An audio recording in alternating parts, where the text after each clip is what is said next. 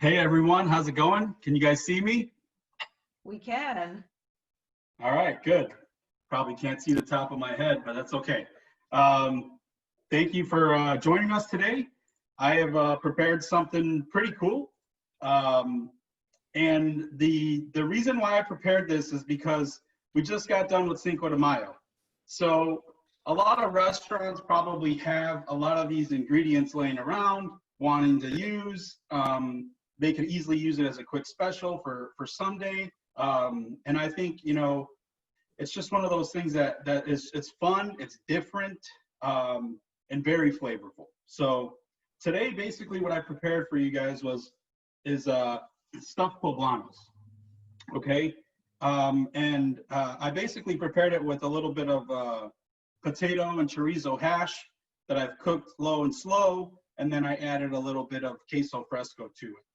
And I think this would be a really fantastic dish for a take and bake, because this is something that you guys can do ahead of time, earlier in the week, cool it down, assemble it nice and easily. I think you guys can see that.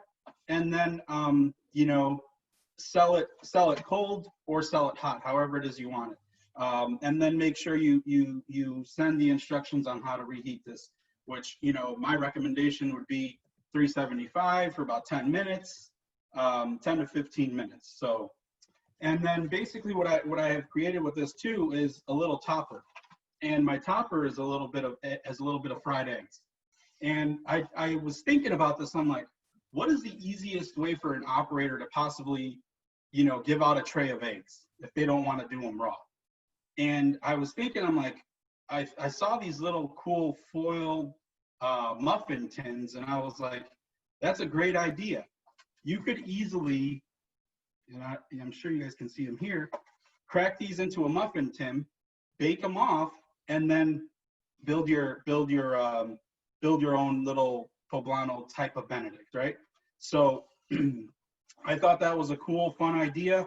Easily can be then thrown in the oven to bring back up the temp, maybe 3-4 minutes, and then go from there.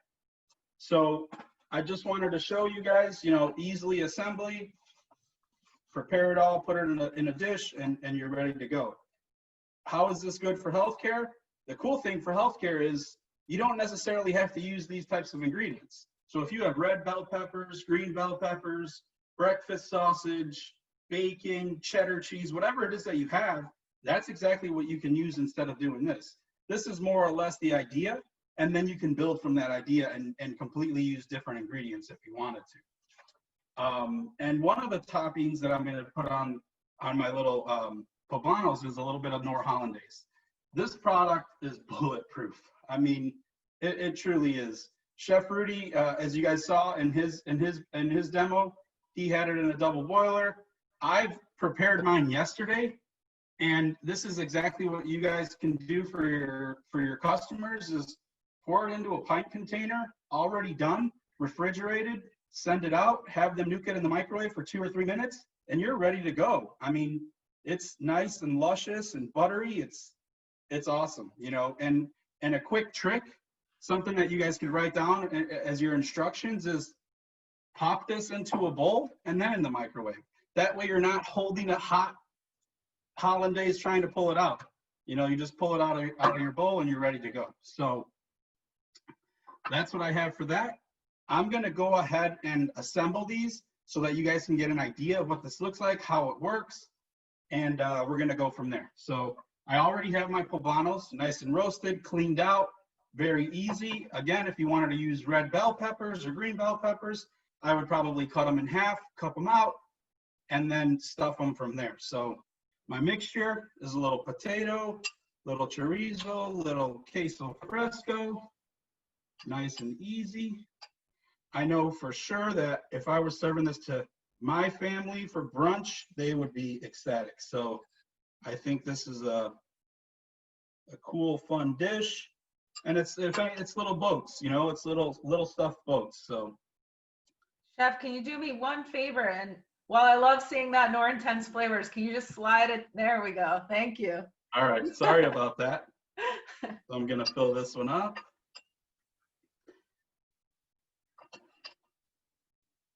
And I'm gonna load them up because you know me, I like to make sure I get plenty to eat. So there we go. Now, Chef, I see you're obviously working with really bold flavors here. Do you find that for takeout or something that's going to be reheated, that using these bolder flavors is better because when it reheats, you don't lose anything? Or how did you decide to keep it so exciting in flavor? Is that just your Mexican flair there? That's just my Hispanic heritage there.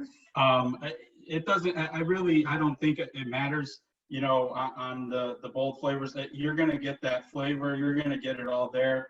Everything's cooked. You're literally just bringing this up to temp and heating it up. So you're definitely going to get that flavor. I've already eaten 2 of these and I made them yesterday and they're phenomenal. So now I'm going to take my little eggies and I'm just going to post them on top. Nice and easy. They look fun. You know, you got to make this fun and engaging. You know, to tell your customers like, hey, this is something that's already made. All you got to do is warm it up and assemble it and plate it up nicely on a platter for mom, for dad, whoever it is that you know you guys are cooking for, and go from there. If you're in healthcare, you know, these will look beautiful on a nice little to-go container.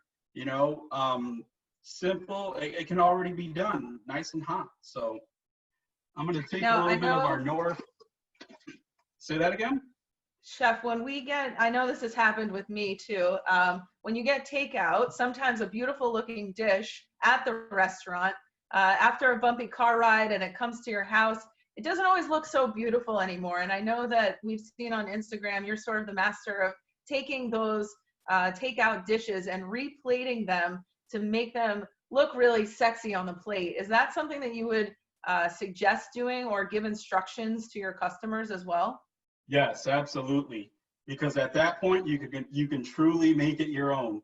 You know, as much as I love to cook here at home, like you said, I love takeout. I mean, a chef's favorite meal is really a meal that they don't have to cook. So if all I got to do is open up these containers and plate it up the way I want it, how I'm going to eat it, absolutely. To me, that's an awesome tip. So I've added a little bit of our charred heat to our Hollandaise, and really it's just to create a little bit of that smoky, spicy flavor to it. The charred heat consists of a little bit of roasted poblanos, serranos, habaneros, and I don't know if I mentioned, but you can nuke this in the microwave for 2-3 minutes, and that's what I did earlier. And look, it's a nice, luscious Hollandaise. So I'm gonna go ahead and top my eggs. And I think the bowl is in the way too, so I'm gonna move it. So we're gonna go ahead and top these eggs.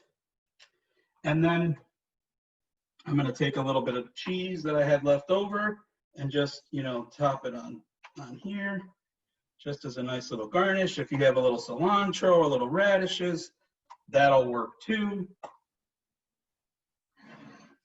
This is like the ultimate eggs benedict. Yeah, and when we wrote up this recipe, I was like, it's got to be 2 per person. There's no way you're just going to eat 1 and be satisfied. So there's the dish. I don't know, can you guys see it? We see it. It looks delicious. So that's the dish. And then I started thinking, what could I make to, you know, really pair this up with? And, you know, I keep seeing online all these, you know, mimosa kits and Bloody Mary kits and michelada kits. And I was like, I want to completely do something different here. I want to do something fun, because I see this dish really attracting millennials, right? And I think, you know, a tip is that if you're already getting somebody to buy this, you know, at the end of that purchase, make sure that there's an add-on. There's a way to cross-sell or upsell by adding a beverage, you know. And you can easily make a quick Rumchatta chai latte. Okay, so basically what this is, and I already have it here in my shaker, is 6 ounces of our Tazo concentrate. And now let me just back up a second. These are 1-to-1. So it's 1 part the concentrate to 1 part of our milk or any milk, substitute. So what I did was I have 6 ounces of this. I have 4 ounces of whole milk, and then I did 2 ounces of the rumchata. Now I may have snuck in a little bit extra, but that's okay. And then, you just shake it up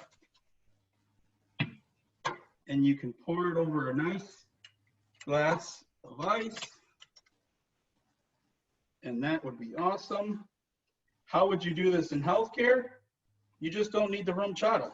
You can do it strictly with milk, maybe do a little whip top on top of it, make it fun. I got a little cinnamon here that I'm going to grate on top. And there you go. A little rumchata chai latte. There you go. And I think, Diane, he just answered your question. The rumchata chai latte. This is my kind of brunch, Chef. Awesome.